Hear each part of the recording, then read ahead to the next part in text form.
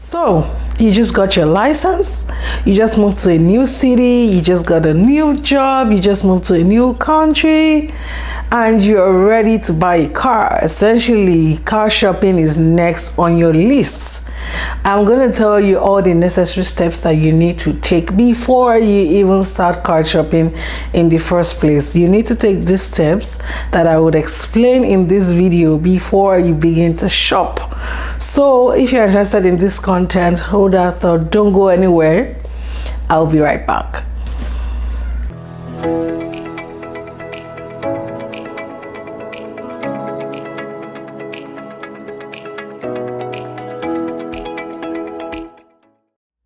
Hey, welcome to my channel. My name is Hamida and I'm a Nigerian YouTuber based in Toronto, Canada. On my channel, you find content on lifestyle, essentially living in Canada. You find story times, you find vlogs, and a sprinkle of career talk here and there.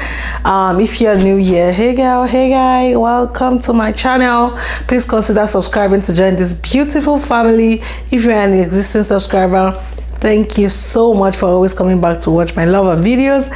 Thank you for all the love and support and all the comments, and to all the people that send me DMs on Instagram. Thank you so much. It means a lot to me. I'm happy that you guys are finding value on my channel. So without further ado, today we're talking about the steps that you need to take before you even start car shopping. If you follow my channel, you know that I recently just got a car in Canada, and yeah, that was my first car in Canada. And you know, today I want to shed more light on the steps that you should take. And you know, bear in mind that in some cases I didn't take these steps, and you know, it sort of cost me some time. So this is just like, you know, learning from my own mistake and trying to help you so you don't make the mistake. So I came up with these few steps that I think that if you go through them thoroughly, you would have no issues deciding what car to get. And I know that for a couple of people, the first question that they begin to ask themselves is, you know, should I buy a rental car? Should I buy a used car? Should I buy a brand new car? Should I buy a pool car? Should I buy a company car? Yeah, and there are lots of content, there are lots of information, there are lots of adverts towards that, and it can be very confusing, right? So I'm going to dissect the entire process and hope that by the time you're done, you are able to answer these questions and you can now start shopping. So the first question you want to ask yourself, the first step, is ask yourself the question, why? Yeah, why are you buying a car? Are you buying a car because you're a student and you just need something to commute from point A to point B because it's too cold? Are you buying a car because your family is expanding? Are you buying a car because you need to be mobile to do all of your grocery shopping and all of that? Are you buying a car as a single person? Are you buying a car as a family person? You know, you need to ask yourself the why in the first place, because I believe that that is the most fundamental. When you answer the why, you can then proceed forward, right? So the why is going to guide you in deciding the type of car you want, heck, the type of transmission you want, right? Do you want manual? Do you want automatic? Do you want a hybrid? Do you want a gas car? Do you want a fully electric car? Answer the why. All right, this might seem cliche, but you need to ask yourself why you're buying a car in the first place. Okay, now number two, you want to ask yourself what your priorities are. You want to list what is important in a car that you want. Is it the safety features? Is it the resale value? Is it the durability? Is it the type of transmission? Is it based on the city you're living in, i.e. like if the weather is too cold, do you want a four-wheel drive? Do you want an all-wheel drive? You know, you need to prioritize. And also, when it comes to features of the car, the newer cars have lots of features and it can be overwhelming. It will help you to sort of prioritize, you know, these features, so that when you start car shopping, you know those that are no-brainer for you, like you need to have them in all the cars. I did that actually. I had a Google sheet where I listed all the safety features that I wanted, and I ticked the ones that were, you know, in order of priority for me. I think the ones that, you know, I needed it that was a must-have for me essentially, and there were some that were like nice to haves, right? So you need to like prioritize. Like if it's features, these are the features that are priority to you, that you do not want to compromise, right? And so also like I said, like is your budget priority, right? Like you need to prioritize. Are you on a strict budget? Is your budget flexible and you can wiggle around it? Is it the interest rates that is a concern for you? Like what is priority, right? Is it the type of car? Is it the brand, right? You want to prioritize these things, like what is important in that car for you. Okay, so it can be features and it can be the types and all of that stuff. List your priority, list your no-brainers, list your nice to have, list your must have. Okay, so when you do that, when you go car shopping, which I'm going to get to in a bit, you itemize each of the cars and then see which ticks your priority, and also which falls in the category of must-haves and nice-to-haves and all of that stuff. So prioritize the features and the things that you do not want to compromise in a car. So now you want to specify what your end game is. Do you want to use the car for just 3 years, or like few years, and then you want to buy the latest one? If that's the case, you're probably better off leasing as opposed to financing, right? Or even cash down for that matter, so that when you're done after 3 years, you take the latest one.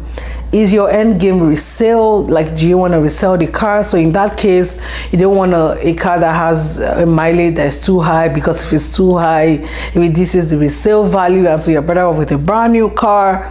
All of that questions you want to ask, like what is the end game for you? Are you just buying it because you just want a family car that is good enough for you and your children, or you're expanding your family, so you don't really care much for the second-hand value? You just want something that is durable and will stand the test of time, right? And you just want to serve you.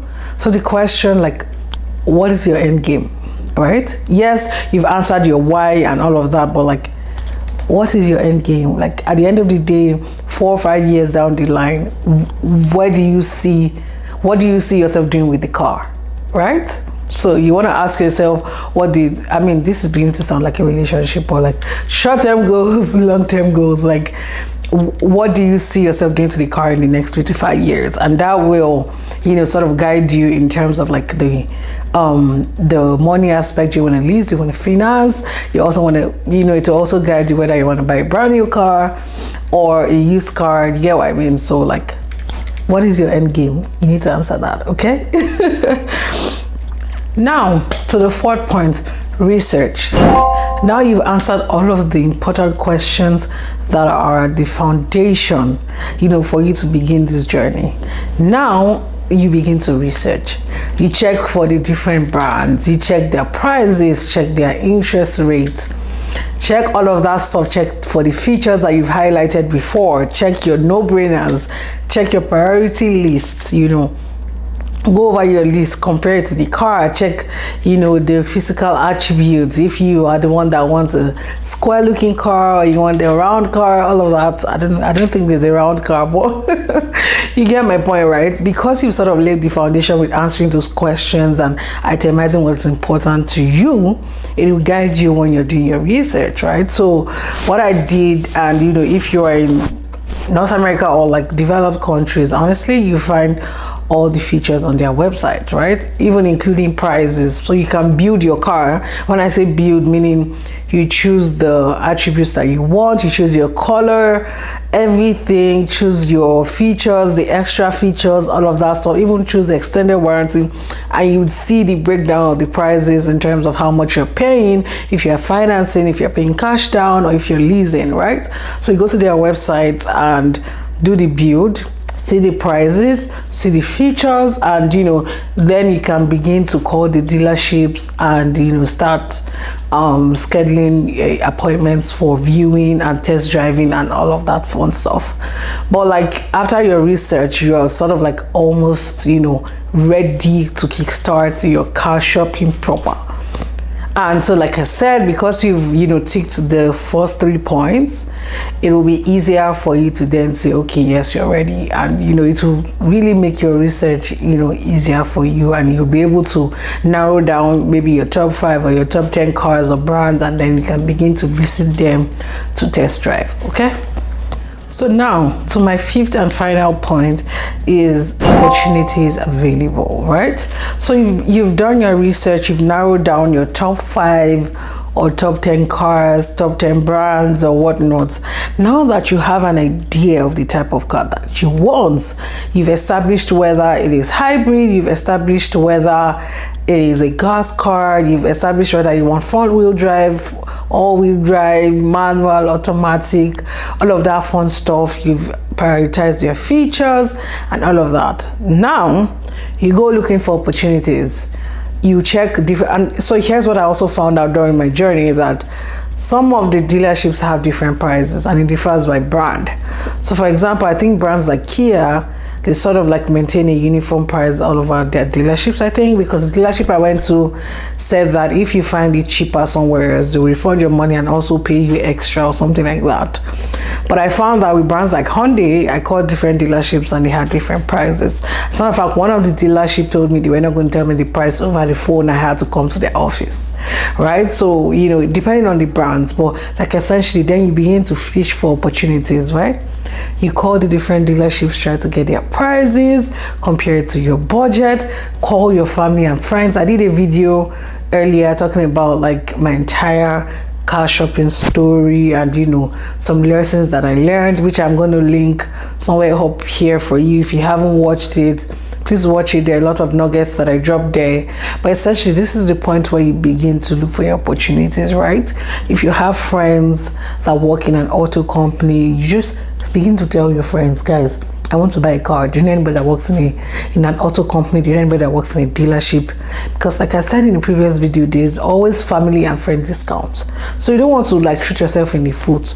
So then you begin to ask people that like, do you guys know anybody that works in blah blah blah? You also do your research, check for different opportunities. Some brands do promo and financing at different times of the year. There's summer promo, there's like go to showrooms, go to their auto events, because you get discount on the cars, discount on the financing. Hey, this is the time for you to start fishing for opportunities. Okay, so when you've sort of like narrowed down your best bet, like the best prices that you found, you've done your research to see that there's no family and friend discount that you could have gotten from anybody. Now to the final step, you can then begin to car shop, right? So all of these steps, like I mentioned, these 5 steps will prepare you for the actual car shopping journey.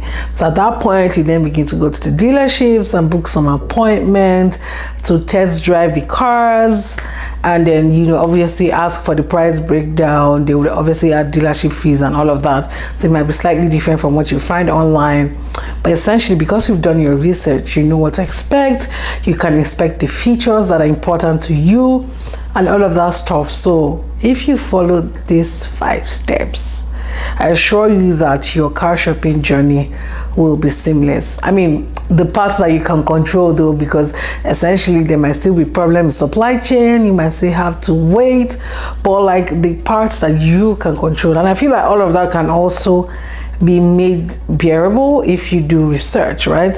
For example, the delay and how long you have to wait for a brand new car is dependent on the brand and also dependent on the type of car, right? So because you decided the type of car you want, you'll be able to ask the dealership, okay, how long does it take to get my hybrid car? How long does it take to get my gas car? And all of that stuff. So essentially follow these 5 steps and your car shopping experience is going to be a breeze, like a walk in the park. Okay, I hope that you've learned something from this video. If you learned something from this video, please consider giving it a thumbs up so that other people can find the video, and please consider subscribing to this video. If you enjoyed this, drop a comment for me. If you gained something, or if there's something that you think is important and I forgot to share in terms of steps, please put it down in the comment sections. I will be in the comment section. Thank you so much for watching, and I will see you in my next couple of videos. Bye.